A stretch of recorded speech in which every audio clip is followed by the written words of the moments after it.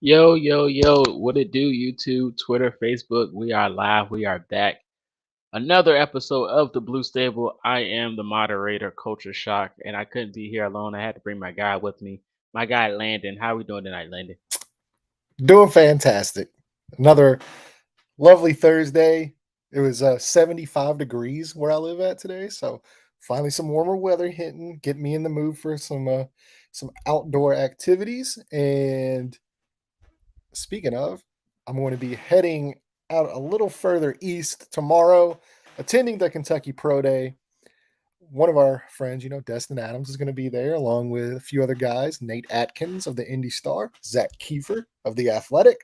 So I'll be meeting up with some guys and enjoying a lovely pro day. Hey, man, that sounds exciting. I wish I could join you as well, but so glad you get a chance to go out there and see your boy Will and all the other Colts media friendly guys out there.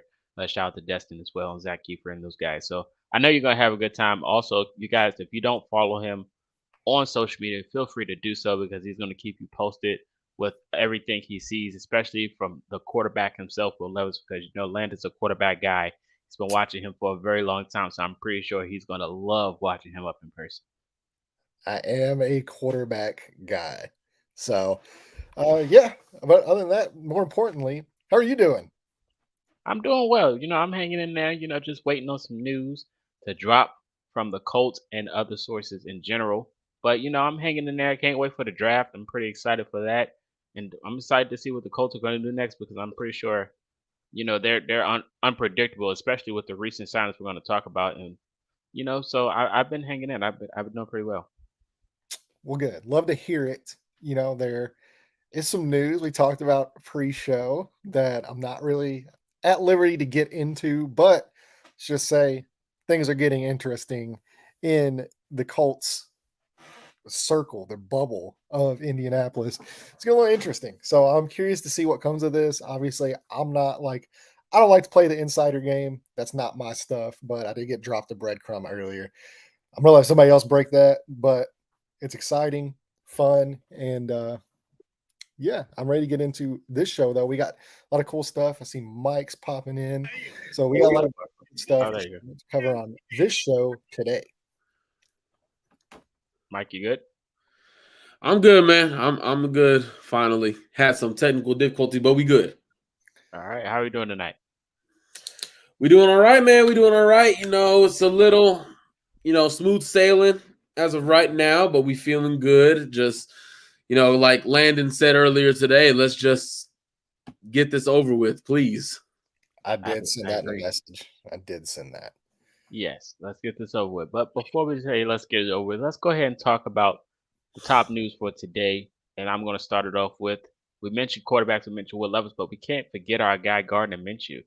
I mentioned Gardner Minshew in my GM series a few weeks back, and the Colts, I guess they watched it, and they went out there and got my guy Gardner Minshew. Now, of course, I was on on the top of the clouds when they made this deal because I wanted Gardner like 2 years ago, a year or two ago, and I made a video. I was like Gardner Minshew to Indy question mark, but it was me just throwing it out there in the air, and I would never thought I would see the day that Gardner would actually be in the Indianapolis Colts jersey. I made the TikTok of him saying "Let's go Colts," and he's excited. So I'm looking forward to seeing what he's going to do. Of course, he's familiar with Shane Steichen already, and he's a pretty good bridge quarterback in my opinion. I think he's one of those guys that worst case scenario, if you got to put a QB in and you get a guy like Gardner Minshew, I'm pretty sure he can probably make some noise. So I'm excited to see what he's going to do next year. Mike, let me get your thoughts about the Colts getting Gardner Minshew. Well, it means they just at least have a backup plan for 2023. If they go through their draft process and they're sitting at 4 and they stay at 4 and 3 quarterbacks go top 3 and that fourth quarterback, whoever it is, they feel they don't love him enough to work with his tools or anything and they move on. Hey, at least you got Gardner Minshew for a year. I don't think a playoff berth is coming or anything, but you have a charismatic, great-looking man at quarterback who can sling the ball, who has familiarity in this offense. It's not going to be anything new because I already know. We all know really that being in Philadelphia, Shane Steichen had Gardner run through some things, had some plays installed for him if he ever had to do some spot duty for Jalen Hurts. So the best thing is that there's familiarity in that room, and as long as that's going, whether or not the rookie quarterback is here, worst case scenario, if just it doesn't go our way for whatever reason, then at least you have Gardner Minshew, but you have a guy who can be a starter, or he can just help ease the rookie coming into the NFL. And if the rookie is performing so bad that they just have to bench him, you can still compete with Gardner Minshew. I agree 100%. I agree 100%. And Mike, he loves competition in that locker room, no matter what position it is. So I'm pretty sure Gardner can put up a good piece of competition, no matter who we draft. And like I said, he's a good vet. He got years in the game and he's experienced. He plays some good football, so I think he knows a little bit about in and outs, especially when you need a guy that already knows the system, so the rookie that's coming in can get well accustomed to it very fast. Landon, let me get your thoughts on Gardner Minshew. Yeah, well, I mean, he's a guy that, you know, he does have the familiarity in the Shane Steichen system. He hasn't really performed, at a high level yet. He's more of just like a guy you can, if you need to throw out there, you can. But, I think he's a really good option for a young quarterback to come into a room with because, look, this is a guy that doesn't have very high draft capital. He's had to, work his way through all of his career. Nothing was handed to him. So that's, always good when you have that kind of a work ethic to show a young guy on what it takes to not necessarily succeed in the NFL because he hasn't seen really much success as a starting quarterback, but as far as how to be an NFL player and how to, command a room and deal with media and learn playbooks and all that kind of stuff because he has had to do that quite frequently in his short career. So yeah, I really like it. Obviously, we got jorts, we got pit viper glasses, maybe some aviators. The pregame fits will be outstanding. And I believe he has been training with somebody down there in Florida here over the last few weeks. That could be pretty interesting to see if those two continue to train together here in the near future. Yes, we can go ahead and talk about it because I think I know who you're talking about. His name happens to be Anthony Richardson. They've been training together. It got leaked out. Well, it didn't get leaked out. It got posted, and Colts fans just went crazy. They were like, "Oh, this could be the future QB room." Yada yada yada. So Anthony Richardson and Gardner Minshew, depth chart QB room for the Indianapolis Colts doesn't sound like a bad idea in my opinion. I love it. Of course, we can do it. We can do it with any quarterback. Like it could be Stroud, it can be Bryce, it could be Levis. It doesn't matter. But it could Gardner and Anthony Richardson just gives you a different type of feel, in my opinion. So I do like that tandem. Mike, when you seen that picture, what were you thinking? I was thinking, man, this would be a good quarterback room to have. That's really all I thought. The relationship is established already between the two. So, if anything, they're just good friends coming into the NFL. I mean, he's gonna have a reliable and familiar face and voice to lean on. Anthony Richardson, that is, he will have a familiar voice to lean on. In case he needs any advice in this system or whatever when it comes to football in general, because Gardner Minshew once came in as a rookie, started his rookie year, not in the greatest organization. The Colts aren't far from behind the Jaguars, but the Colts are elevating while the Jaguars are elevating at the same time. So Gardner Minshew has played in Jacksonville where everything was dark and gloomy, and then he was in Philadelphia where all kinds of winning was taking place, was at the Super Bowl, so he can come in and really help and establish that culture that Shane wants to bring to Indianapolis. So to have that kind of guy there, and I mean, you think Anthony Richardson is already learning so much about Shane Steichen by now? I mean, it's a real possibility. And I'm sure that conversation has been had. I don't know for sure, but I would bet a lot of money that it already has. So that's really what I thought about it. Just a good, reliable voice and a good friend, obviously. Obviously, yes, I agree. Shout out to the apartment compliments. I appreciate that. Shout out to Destin in the chat. Logan, Sarah, how you guys doing? Landon, you Man, already how can speak. I live like you? You say you're trying to get like me? Yeah, how can I get like you, man? Hey man, I moved to Indy, big dog. You know what I mean? I moved to Man, where are you living right now? Indy. My goodness. Landon, you already talked about huh? I said I'll stay here. My house should be done in the next 2 months, so I'm good here. Yeah, make sure you make my room so I can go ahead and move in. Oh yeah, got tank tops right on the bed for you, waiting. All right, bet. Landon, you already spoke about the picture. What was your thoughts when you seen it though? Oh, well, I mean, one, I got a little giddy on the inside. My heart fluttered. I was excited. And, I'm the resident big Anthony Richardson fan. I've been pushing that narrative now for a little while. So seeing the Colts quarterback training with the quarterback I want the Colts to draft, it was a dream come true, honestly. And I'm really excited to see and what's cool too is like Gardner Minshew, like I said, he hasn't had like a ton of like success in the league as a starting quarterback, but he's very good at minimizing turnovers. He's very good with his decision making. He doesn't throw a lot. I believe he's only thrown like 15 interceptions in his career on like almost 600 attempts.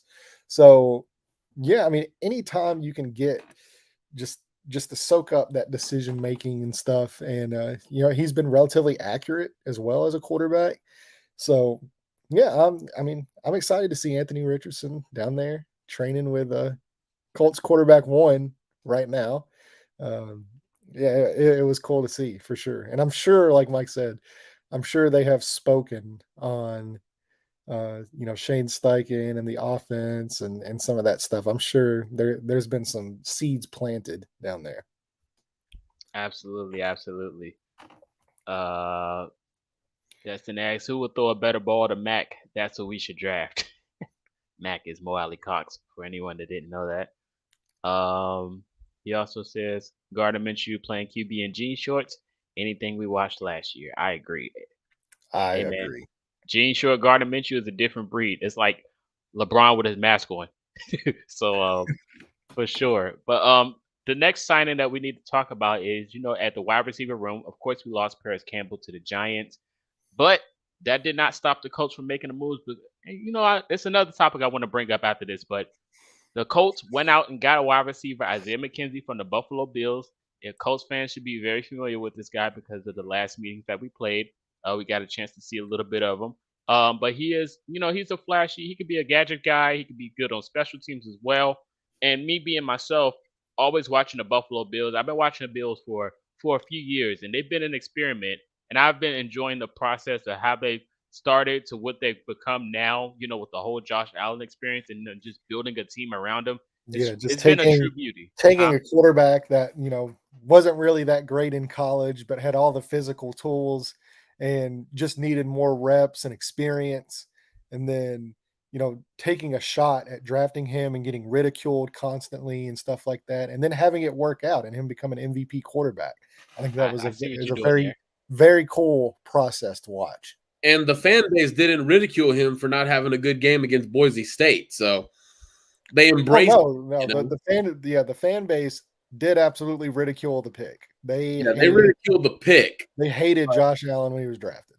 But the Colts could face that same fate. Colts fans could face that same fate. But again, you hate the pick, and then we're talking about the Bills. Later, you're cheering him on.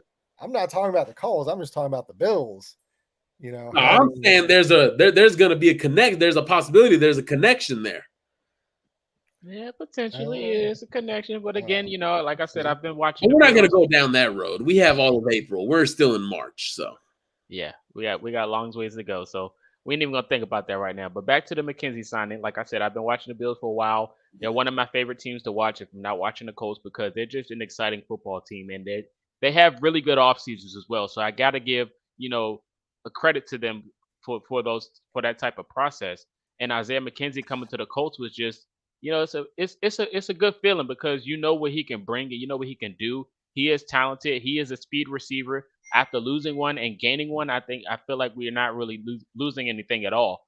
So I am excited for this signing. I do see him playing a pretty decent role in Indy for the Colts going into next season. I definitely think you can use him all over the field. You can use him in the red zone package if you happen to have one for him. So I do think he is special, and I do think he could be like a good special teams player as well. Landon, let me get your thoughts on Isaiah McKenzie. Yeah, well, one, I'm excited for wide receiver sweeps. This is wide receiver sweep season. Isaiah McKenzie, let's go. And yeah, I want to say too, I want to preface this by saying I'm really proud of Chris Ballard, first and foremost, for changing and adapting and signing a wide receiver that is 5'8", 170 pounds. I think that shows growth. I think it shows improvement. So yeah, kudos to Chris Ballard for making that happen.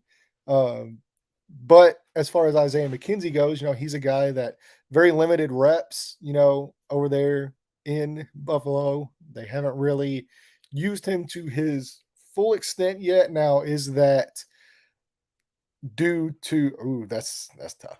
Is that due to Isaiah McKenzie just not breaking through and making his presence felt? Or is it due to more the way Buffalo used him? We're going to find out here. But I do think the signing, can pay some dividends, especially on special teams. And just it's nice to always have depth at the wide receiver, speed at the wide receiver. It's just something you need in today's NFL. I think he fits both of those criteria very well. I agree. I do know a few wide receivers that you mentioned. You said the 5'8" wide receiver thing. I know a few in this draft coming up that that we can go out there and target if we happen to go get one. But I ain't gonna say no names yet. I think y'all know what I'm talking about. But it is. Uh, for this question here, I don't know when we're gonna drop this video. But it is in the works. It's in the drafts, but I don't know if it's gonna get released. But we'll think about it. So, Mike, let me get your thoughts about Isaiah McKenzie signing. Yeah, I think I'm not sure if y'all heard that little ping that I got on my laptop, but anyways, with this one, it's a solid signing. I'm not really taking a lot away from it. It's depth, it's competition. Landon says it's jet sweep season. I mean, not only with Isaiah McKenzie, but this guy isn't really highly thought of, but the athleticism of an Ashton Doolin, that athleticism, can we see a little bit of that going forward? We didn't really see him get used a lot with Frank Reich. He was mostly there on passing down. So I'm interested to see that. But Isaiah McKenzie, I'm not, penciling him in as my wide receiver 3. I kind of just put him and Paris in the same category. Like I can't just have it as wide receiver 3, depending on, of course, what your vision is for 2023. Are you trying to compete, or is this like a 2023? Is it a revision year? Is it a rebuild year, an evaluation year? Is that what it is before you go and try to put pieces around your quarterback? With this one, with Isaiah, I don't remember his exact stat line, but I think he had about 400 receiving yards this past season. I think the thing with him in Buffalo was always not necessarily about, with Paris, it was durability, missing a lot of games. Could he be healthy? It's really, production. He suffers from drops. He's had turnovers on special teams, and he's not a good blocker. So, is this just another fast guy who is just going to be a fast guy? And don't get me wrong, you need those on a team. You need fast guys to blow by those safeties. So I'm definitely welcoming this. It'll be a new face. Like I said, I wanted to bring some new faces when I did my GM series. I wanted to bring in new faces, bring new competition, new blood into the building. So, I go and watch Buffalo, and I know you said you watch Buffalo a lot, Marcus. It's weird because outside of Gabe Davis, nobody really established themselves. And like Landon said, is it because of their talent, their inability, or because of how Buffalo used them? So with me, this is a solid signing. I don't think you go into the draft assuming Isaiah McKenzie is your wide receiver 3. I think he needs to be your wide receiver 4 or 5. Let him and Doolin battle that part out. But I still love the idea of getting a guy in the draft. In round 2, this is a really good wide receiver class, especially in the first, second round. So I'm still open for that. But I like the signing. It's good. Before I get to the next topic, you think there's a chance we can draft Tyler Scott? I think you could go with a better. No, I'm just kidding. But they're brothers. Okay, they're gonna battle it out anyway. But his teammate Trey Tucker, that'll be a better fit. So you don't get to do that. You don't get to do that. You don't get to do that. Tyler, Trey, if y'all are watching, man, we love y'all. Okay, we don't want to start no fights in Florida, but I'm Team Trey Tucker over here. Okay. You can keep your story time. Me and Trey are gonna go eat some German chocolate. Yeah, I definitely seen him working out on his Instagram story today. But I did want to bring up another thing, and I think Lane was about to go into it when he was talking about Chris Ballard. Chris Ballard he's been shocking a lot of Colts fans this year.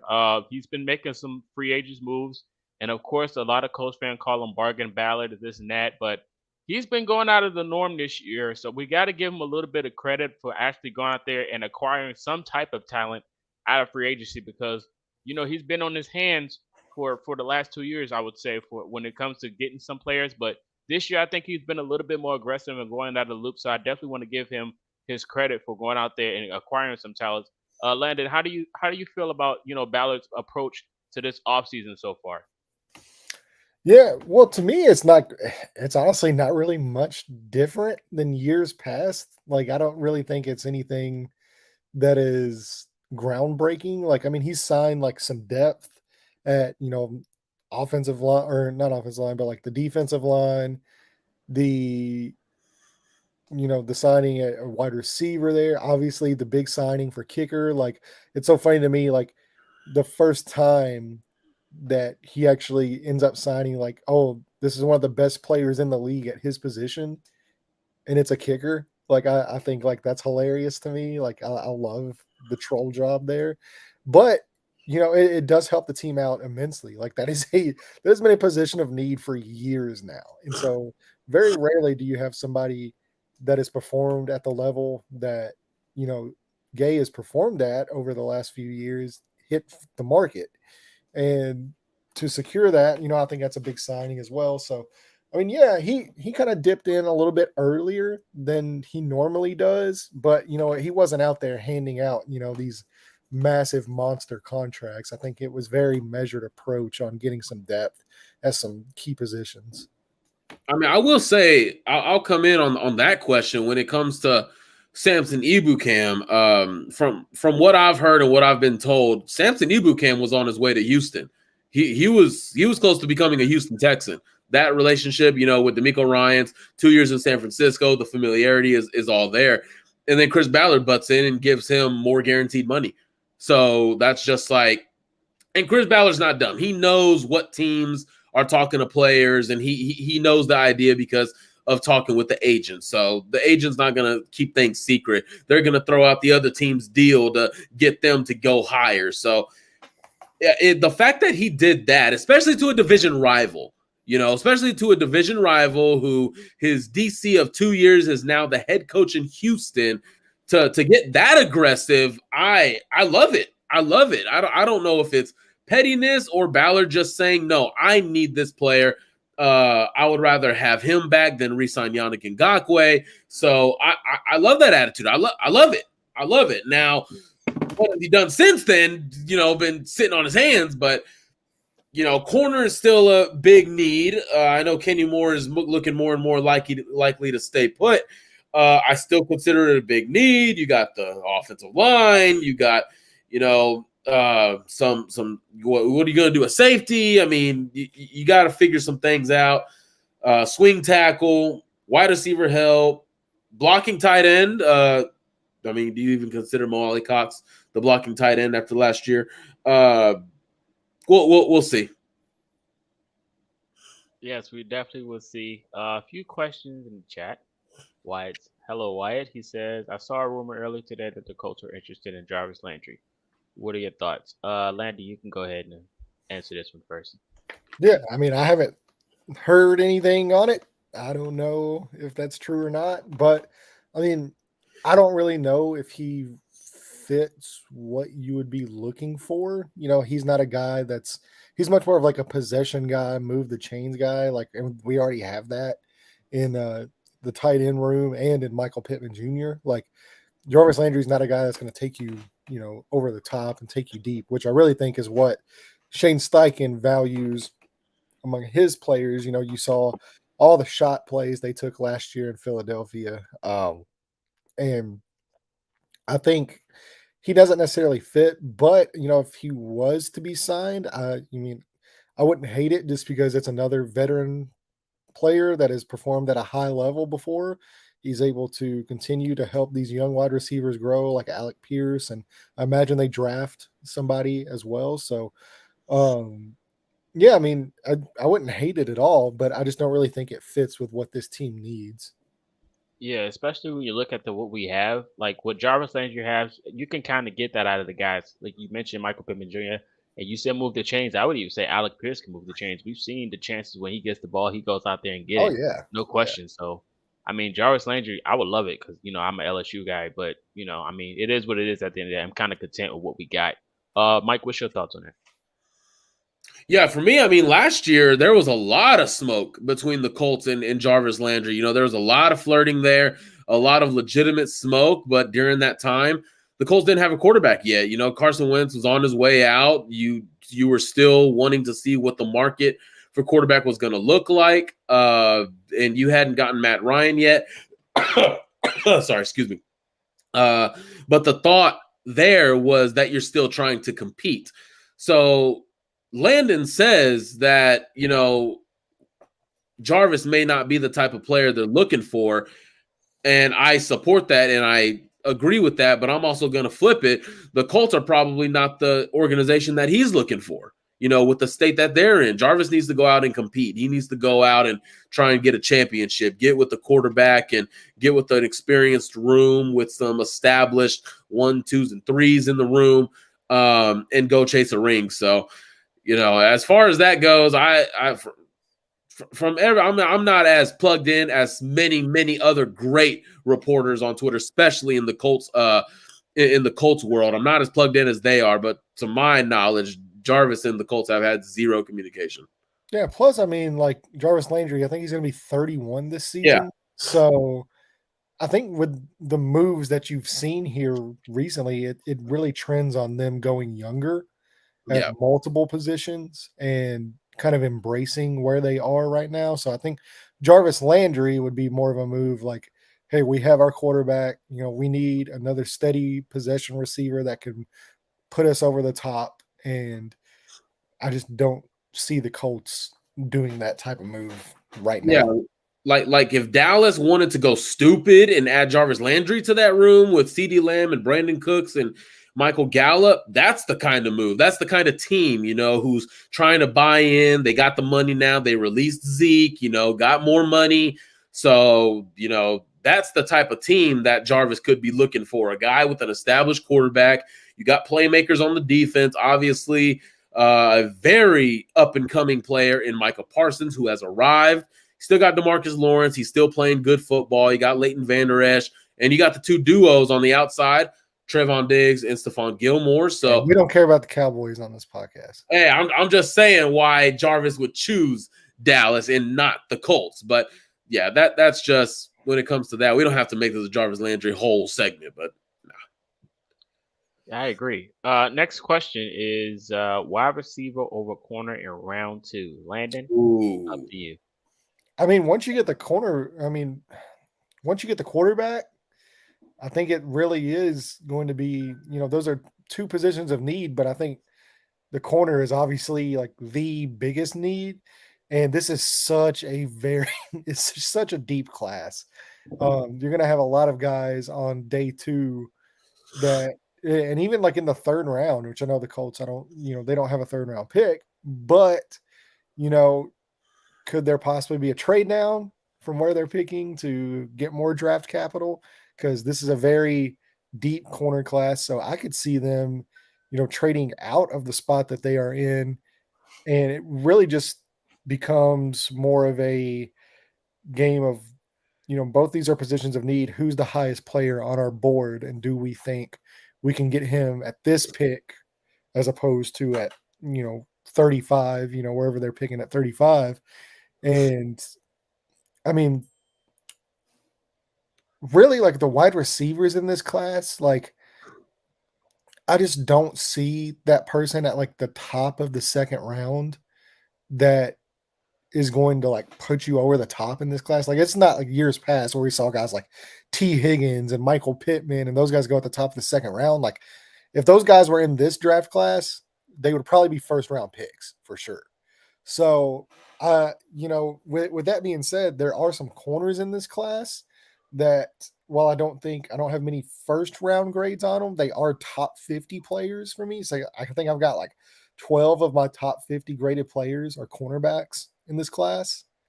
So there's a good chance you're able to trade down and get one to maybe two of those guys in the second and third round. So I would even be on board of them double dipping at the cornerback position. I wouldn't be opposed to it because we do Yeah, I need love corners. this class. Yeah. Mike, what's your thoughts on it? I'm actually curious. With a guy, if he is there, which I assume he will be, a Jalen Hyatt. If it's him and Julius Brents at 35, who are you taking? I'm trading back. Trading back? Yeah, I'm trading back.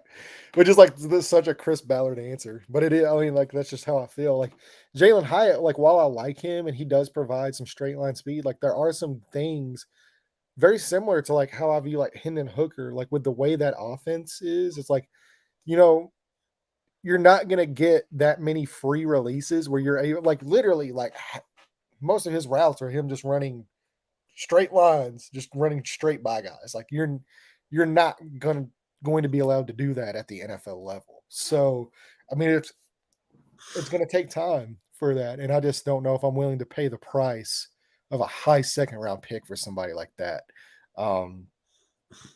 But Julius Prince, like he's a guy too that's been really climbing up boards. But I still I don't see it being a top 35 player. I think he's more in that like 40 to like mid to late 60s type of player. So I think you could trade back, feel better about the value, gain more draft capital. And that's kind of just how I would play it.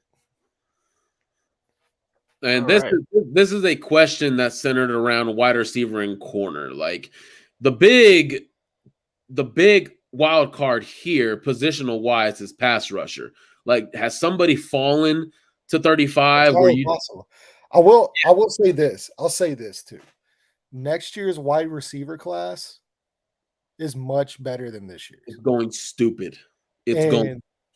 This year's cornerback class, like I said, while it doesn't have that Sauce Gardner or those big time guys at the top of the first round, it is extremely deep with really good players who have tons of physical tools to work with. They're tall, they're fast, they have long arms. I mean, there's multiple guys that fit that role. So I would feel much better about getting a cornerback in this class and then maybe dipping into wide receiver on like, round 3, round 4, round 5 than I would doing the opposite or even waiting till next year to get that bona fide stud wide receiver in the first round.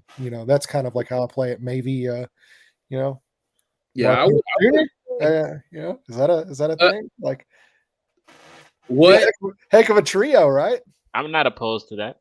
Oh, I'm not opposed to it either. Bring it on. Alec Pierce, Marvin Harrison Jr., Michael Pittman, Tyler Sky, Michael Pittman, Jr. Alec Pierce, and Marvin Harrison Jr. Let's get the order right here. And okay, Tyler Sky. Well, look, I'm very comfortable saying that out of like 90% of teams that Marvin Harrison Jr. gets drafted on, he's the wide receiver one. Like the moment he steps onto the field. Yeah, but the Colts aren't in that 90%. Yes, they are. No, they're not. Yes. No, they're not. That's going to be very different after 2023. Okay. I We mean, watch our mouths on this podcast about Michael Pittman Jr. bro, I love Michael Pittman Jr. But And I was going to say, speaking of Michael Pittman Jr., some people have kind of compared Jalen Hyatt to Michael Pittman Jr. And to me personally, they don't compare because Michael Pittman ran a much more deeper route tree at USC. Like he did so much more creating separation wise with his route running and his just cutting, putting his foot in the ground. Marvin Harrison Jr.? No, than Jalen Hyatt. Oh, Than Jalen Hyatt. Okay. I thought I was confused for a second here. No, I said at the what beginning. are you watching?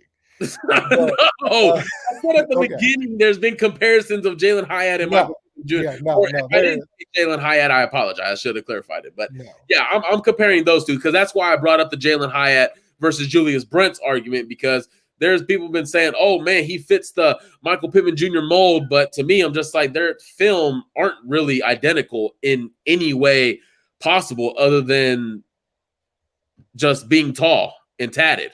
Like that's really it. So Michael Pittman, I mean, did everything at USC. He ran every route and did it very well, caught with his hands, and had a worse quarterback than Jalen Hyatt did. So they're not comparable. I just wanted to ask, but again, to that question, wide receiver corner, I have no idea. But edge rusher, who is there? Did somebody fall? That's the wild card at 35. I'm for trading back. Don't get me wrong. But if a guy like Felix Anudike-Uzomah or Will McDonald is there, nah, you can forget that trade back, buddy. We getting the pass rushers in this draft. All right, so another question comes in. Let's hear everyone's top 4 QB rankings. Mike, the floor is yours. Oh, you would go me first, huh? I would probably – so my top 4, I mean, I've already gotten my top 4 done. I probably don't even have to go to my notes here, but I'll just do it just in case I forget. So my rankings for the top 4, you said, right? Not just like the top 5 or 10. Okay. So the top 4 is CJ Stroud, Bryce Young, Anthony Richardson, and Will Levis. Okay. Landon, up to you.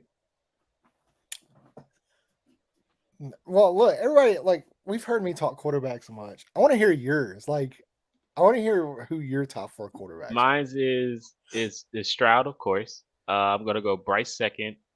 I'm gonna do Will third, and then I'm gonna do Anthony fourth. Ooh, that's spicy. Going against the grain of the Twitter universe. I am. They can fight me. That. When it see, I support it because again, everybody on Twitter is just like trashing Will Levis while trying to build up Anthony Richardson. Like, it is okay to praise Anthony Richardson while acknowledging there are also great tools in Will Levis. Like, it's not that hard. It's not even a skill you have to have. You just don't have to be condescending to one prospect to build up another. Like, again, even in our chat, people are saying, oh, so-and-so should take Will Levis so we can have them.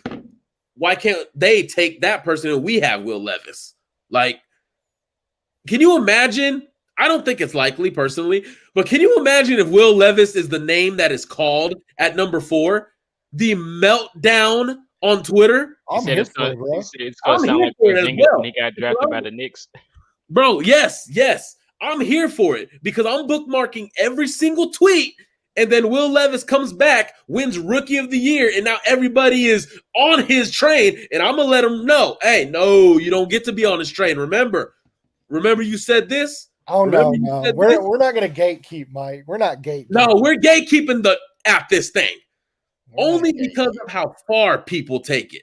They say there is a monumental gap between Will Levis and Anthony Richardson. No, there is not. There is a small molecule space of those two in reality. Because again, Twitter says one thing about Will Levis, but then you notice how he puts mayonnaise in his coffee. That's what they say. Yeah, the teams don't come out and say that about Will Levis. There are teams that have Will Levis as quarterback 2. So I don't know. Like, I'm just ready. Part of me is hoping Will Levis is it because the meltdown on Twitter is going to be fine, but then that also means there's a chance that we'll stay in quarterback purgatory. So I'm kind of 50-50. Well, there's that chance with everybody. All Yeah, the four always. quarterbacks they have a chance. But as far as my rankings go, Anthony Richardson 1. That's who I'm going for. That's who I'm taking. Then I would have CJ Stroud, Bryce Young at 3, Will Levis at 4. Hold on now. Oh, that's definitely shocked me. Hold But on. I'm not mad at it. Have I'm not this mad at it. conversation. We need to have it. I thought we were about to move on to something else, but no, we're going to be here all night. You have Anthony Richardson. I mean, I respect it. It's definitely different. It's different.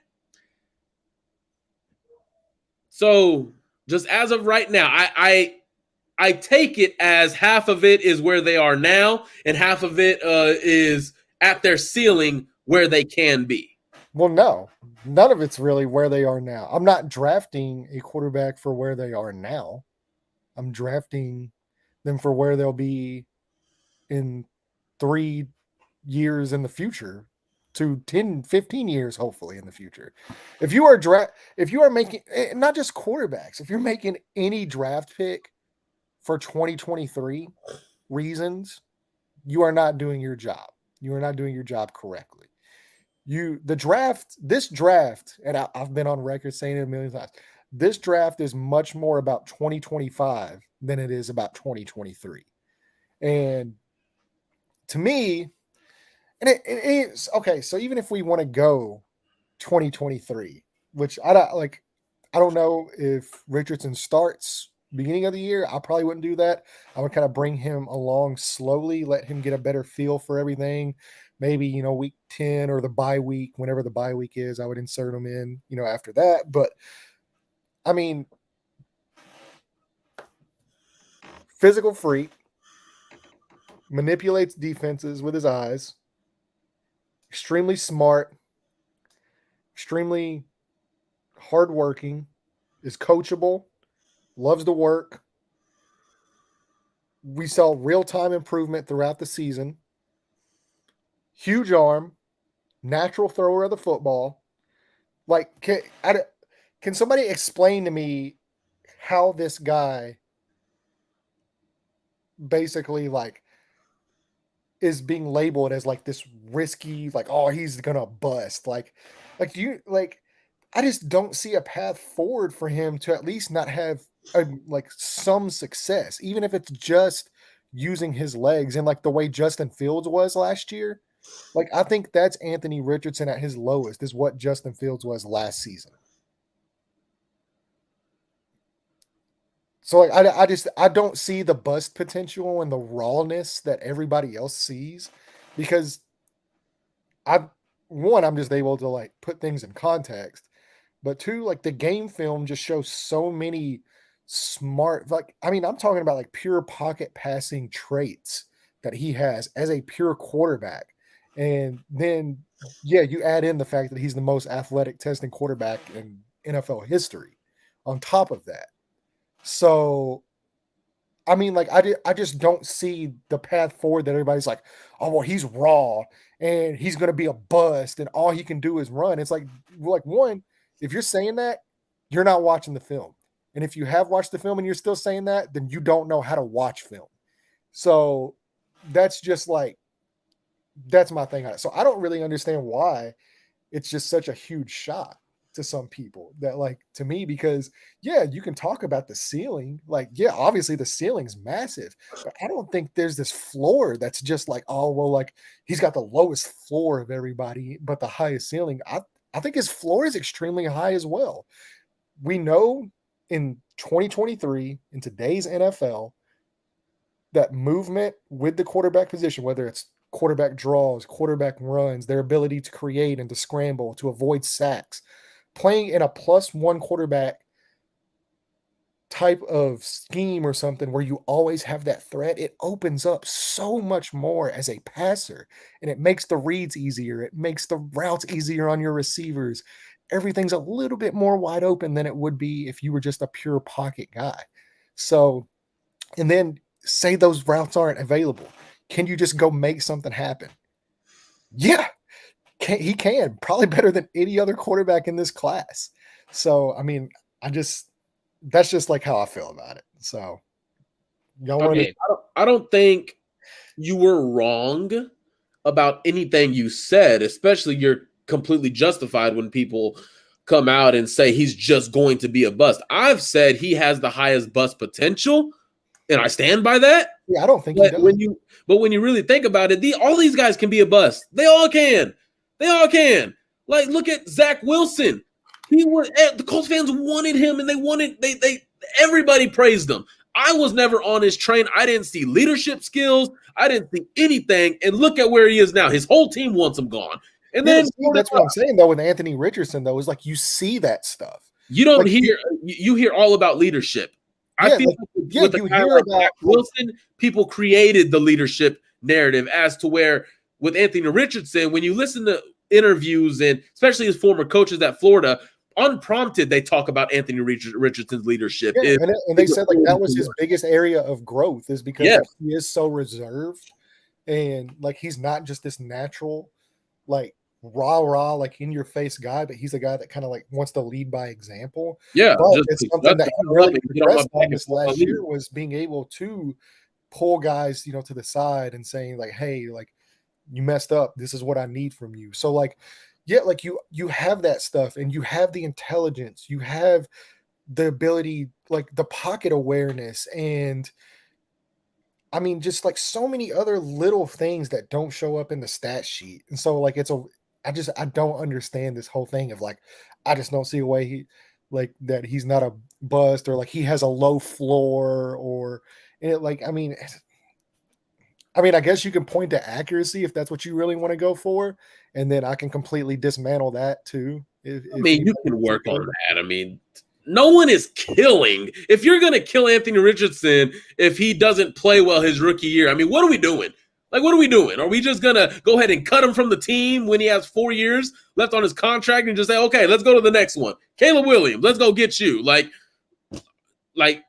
Nah, that just doesn't make any sense. I mean, anyone could make an argument why anyone can be number one in this class. Again, yeah. like Chris Ballard said, for all four of these guys. Yes. And there are pros, there are cons, and it is just up to the organization that takes these guys. Does the coaching staff feel that they have enough good pros, more than cons, where they can build this guy up into a all-pro type of quarterback, or at least a Pro Bowl type of quarterback? That's really what it comes down to, because does the prospect fail or does the coaching staff fail? It really kind of goes both ways when you get into the NFL. So with any of these guys, none of them have played NFL defenses.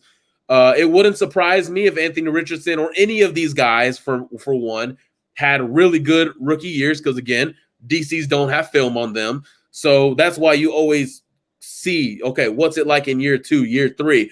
We're never going to know about Anthony Richardson until his third year. Really, we're not going to know, or any of the draft picks. Yes, any of them. Like Kwity Paye. People thought he was underwhelming his rookie year. He was kind of underwhelming this last year.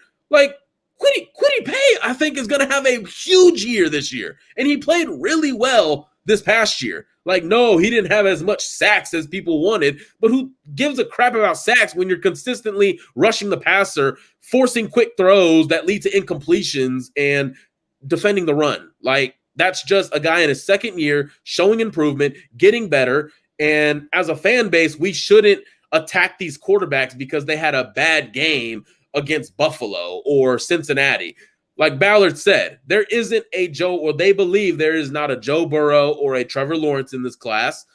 But damn, one could definitely rise up to that level. Yeah, but even then, like even with those two guys, look at their rookie years. Yeah. One of them got hurt and was out the whole season. The other one threw more interceptions than he did touchdowns. Trevor Lawrence was the worst quarterback in the league his rookie year. So which I mean, I don't know. This year is kind of his rookie year to me. I don't count Urban Meyer. Yeah, when you get a true NFL head coach puts in true morals and everything. Well, not necessarily morals, but Oh no, morals is definitely a part of it.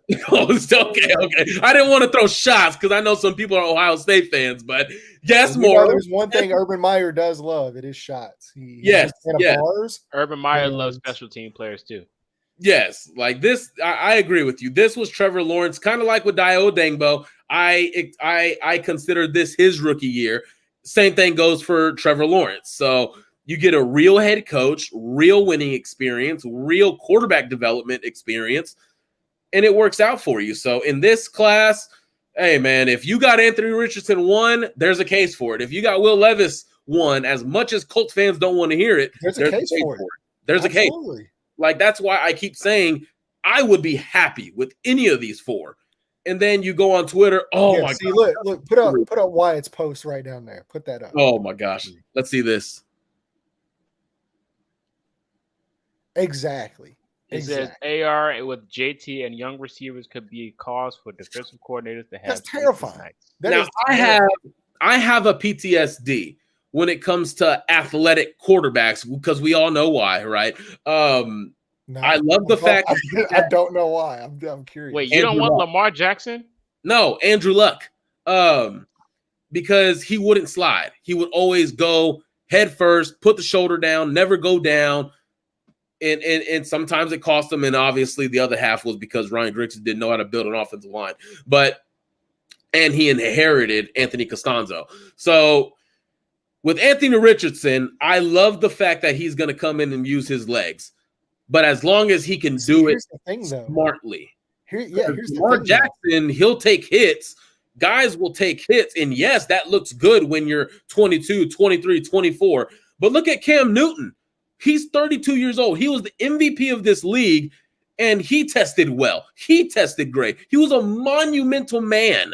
And he's 32 years old, and nobody wants him. Really, his decline started at 29 because he just never knew how to slide. He would always go bang for bang with linebackers, with safeties, and they piled up on his body. I don't want that for any of these guys, especially. But if it comes to Anthony Richardson, even though you are huge, you got shoulders that are bigger than my head, and I have a big head. Like, this dude is a monster. Don't take that as, okay, I'm gonna put my shoulder down and I'm gonna run your ass over. Maybe in the playoffs. See, he hardly ever really did that in college. There were actually plays like this is what people need to understand too, is like he wants to be a pocket pat, like he wants to play in the pocket and be a pure quarterback that just so happens to run, as opposed to being a runner playing quarterback. Like, and his film shows that he could have ran so many times, and he's very good about it. Like, he's getting out of bounds, he gets down, like he doesn't really, like, the only time you ever really see him try to run through people is at the goal line whenever there's a chance to score touchdowns. Yeah, outside of that, like, he's very good at, getting away from trouble and avoiding hits and avoiding sacks and kind of like getting out of bounds or going down, So I mean, and then like I just kind of said, I mean, he's a guy that, like, he wants to play and beat you from the pocket. And if you can develop that, like, there were times even last year where, like, I would be watching the game and I'd be like, run, and he wouldn't run. He would just hang in there and make a throw. And whether that was, on target or off target, but he would hang in there and try to beat you from the pocket whenever he had a clear lane. And I was just being like, dude, like, go, like, I mean, run. So, I'll be curious to see, but I mean, I do think they'll be like few and far between as far as like quarterback design runs that are just running him like straight into defensive linemen. Like, outside of like quarterback sneaks with Shane Steichen, because we know quarterback sneaks are a big part of the offense. Can you imagine quarterback sneaks with Jonathan Taylor and Anthony Richardson in the backfield? Who's stopping that on 4th and 1? Nobody, probably, most likely. Like, even that, what was it? The first game of the year, the Rams and the Bills. Remember, Josh Allen just kept running and running and run, and they were designed runs. And like, you're gonna get somebody killed if you. I mean, of course, it was a one game, but that could have did some damage for the Bills. All it takes is just one hit. Yeah, it could, but Yeah, but I would say what? that the So rules are a what little bit play? different too. Yeah, what? Where did Josh Allen get hurt? Where? In the pocket. He Mhm. was standing in the pocket making a throw when he got hurt.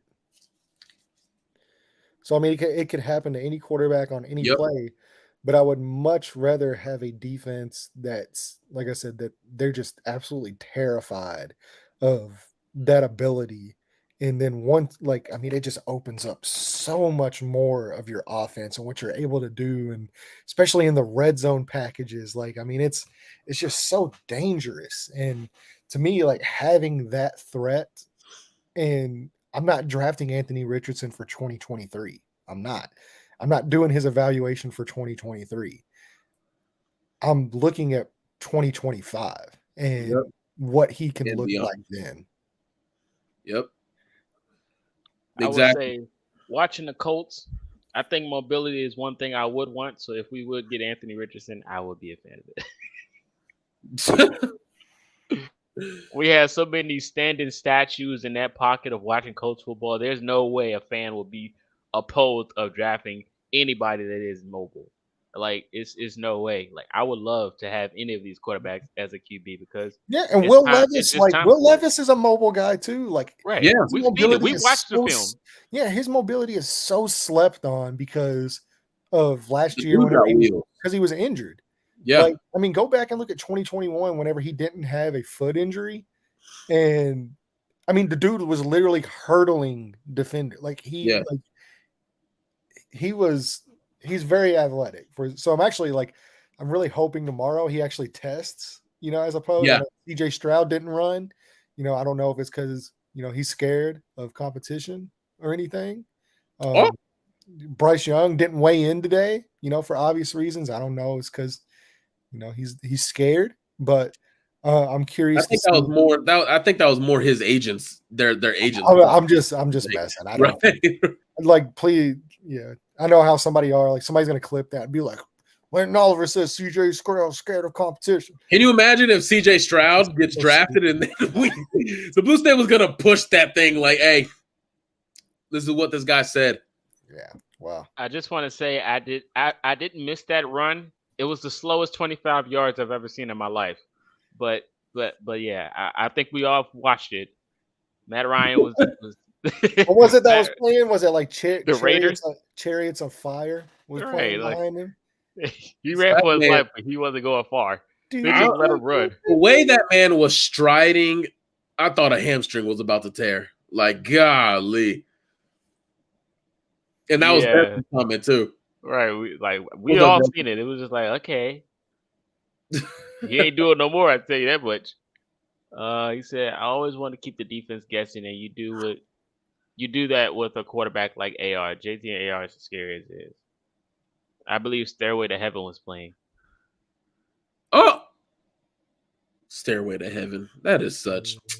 No, it wasn't there. It's got to be Chariots on Fire. He said, I miss arguing defensive prospects with Mike. I'm glad to hear he's big on my boy McDonald too, though. I like Will McDonald. Oh, he threw out the my boy. I'm like, okay. Well, I already claimed Felix Anudike Uzama, another fellow Big 12 pass rusher. So yeah, Will McDonald, man, that dude is long. Could be an option at 35. Do we think the Cardinals will stay put at 3 or the team would trade with them? I think they stay need to trade though, outside of maybe the Raiders and Tennessee, and is Arizona willing to trade that far back? I think they stay put. Why hasn't Nick Foles been released? I think Arizona stays put. I don't like Las Vegas and Tennessee. Like, you're gonna lose out on Jalen Carter, Will Anderson, and Tyree Wilson. Like, it doesn't make any sense. And they need pass rush. They need front seven help. So it doesn't make sense for them to move that far back. Yeah. There's probably a good chance Nick Foles is likely retiring. So that's probably what they're waiting on, is for him to make the decision on whether he's retiring or not. Or, that way, if he does retire, it's completely cleared off the books. There's no dead cap. There's nothing like that. So that would be a big favor to Indianapolis that he doesn't really have to do. But So I like if Ballard signs Shaquille Griffin, get him back with Gus. What do you guys think about Shaquille Griffin? That Mike, could be you a can go good first. signing. That would be a really good signing. That would be a Yeah. really good Okay with signing. I seen a Hinder Hooker quote in here, but I kind of like skipped over it. Yeah, keep skipping it. Yeah, Dude, I no, we're not talking Hendon Hooker. No. no, we're not. I'm sorry, Eric, but no, we're not. Yeah, he was turning it up in Mobile for sure, for Mhm. sure. That he was. In all Guard is my airing. guard is my second need, right behind QB in the draft. Oh, guard, really? Number 2. Okay. That's pretty I high. agree with it. And that's one thing. Like, again, I'm not that plugged in at all. Again, at all. I'm not even reliable. I just don't know what the holdup is on getting a swing tackle, guard competition, or anything like that. I don't know what the holdup on all of that is. I mean, you need bodies on the offensive line. I think you tried out the Will Fries thing. Does the new offensive line coach, does he like Will Fries? Is he telling Chris Ballard, hey, I like Will Fries, I can coach him up more, and I'm better than Chris Strasser or whatever? But offensive line, I want to see some activity there. No, not Matt Pryor, just for anybody in the comments. Or you too, Destin. Yeah, I'm glad you didn't mention Matt Pryor. I If you guys have any knew Matt Pryor comment was coming. Nah, we mentioned it earlier, but that was about it. And that was like the honorary video of Matt Pryor that we don't have. If you guys have any more questions, we're about to wrap up. Feel free to let us know now. But we appreciate each and every one that tuned in on all platforms. Twitter, I was in Twitter, engaged with you guys while they were talking. So I appreciate all the Twitter responses. Facebook, appreciate that. Appreciate you guys on YouTube as well. But if you guys have any last thoughts before we free agents. If we can get one, who would you want, Mike? That you can think Who's of. left? Yeah. Oh, man. Okay, I really like the idea of this. It's not happening. They're not being considered. It would never happen. But I mentioned it to you guys yesterday. Or no, I think it was today. The idea of Ezekiel Elliott joining Jonathan Taylor and Zeke being a passing running back, I like it. But again, it's not happening. He wants to chase a contender. But, man, free agency. I just want to add more through the draft. It's just like free agency. Other than offensive line, I'll say this. On offensive line, man, right guard. I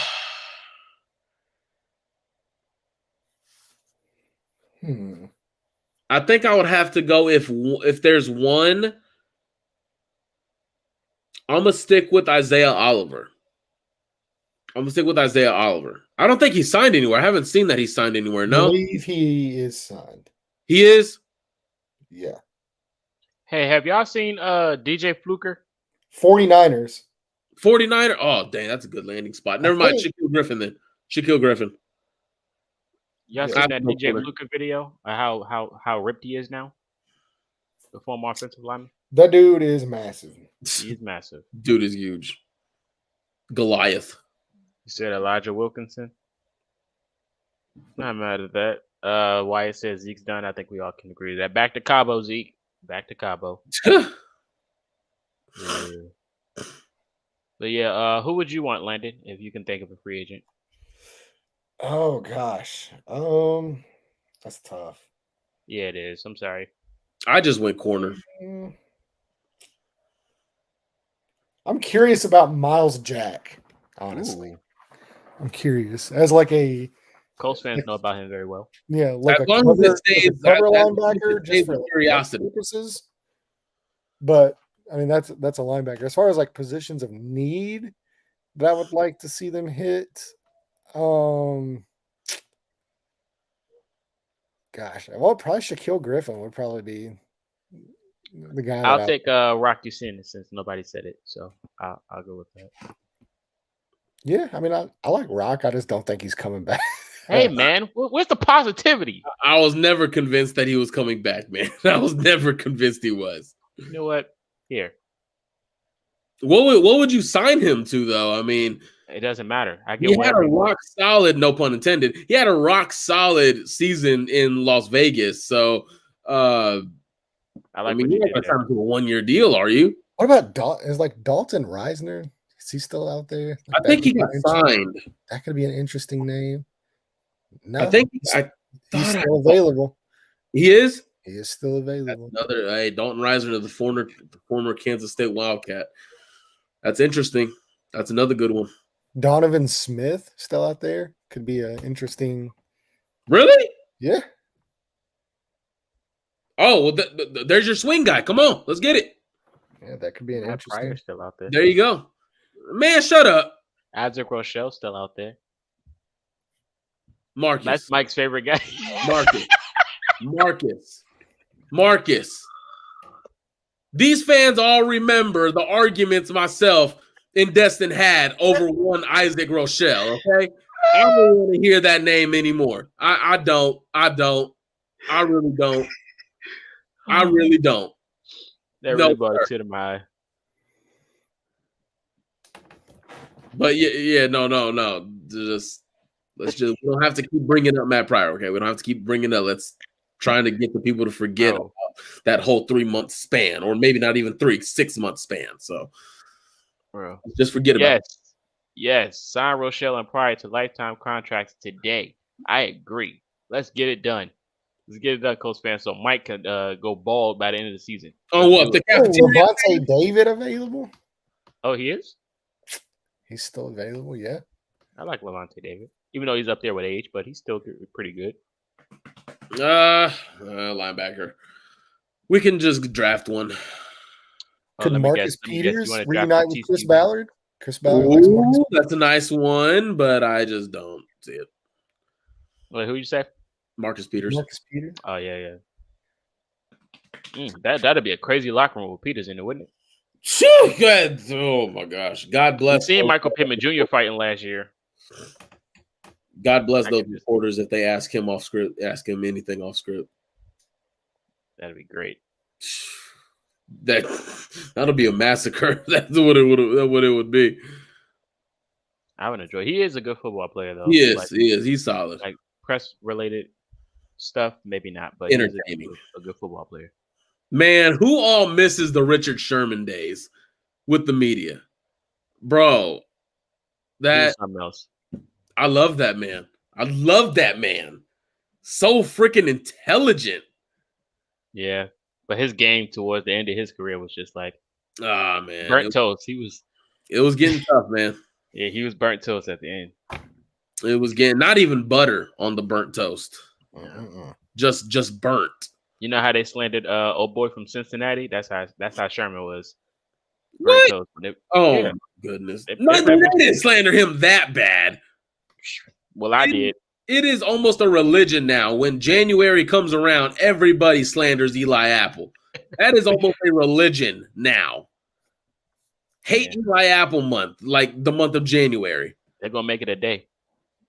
They're gonna make it. national holiday. What if oh my gosh, a national holiday? That's interesting, but yeah, I'm curious to see where the rest of this roster goes. I'm really curious. I think it was put out today by I don't know by who. I think it was Tom Pelissero. The remaining cap space of all teams, and Indy has 20, so they need about $7 million for the draft class. So in reality, they really have 13. So what are they going to do with that 13? I'm curious to see. Yeah, I'm curious to see too. And Yannick Ngakoue is still out there, right? Yep. He is. Yes. Yeah, That so would we're looking forward to seeing what's That going to would be happen. interesting if- Hopefully, some news will come out tomorrow or the day after, so I can do something. But Right. you guys stay put with that. We'll be back for sure next Thursday. You guys tune in. So we appreciate all the support. This is Culture Shock. That's landed at the bottom. Mike on the side. You guys follow us on all platforms. We'll be back, and hopefully, the Colts make another splash. But until then, we are out. See you guys.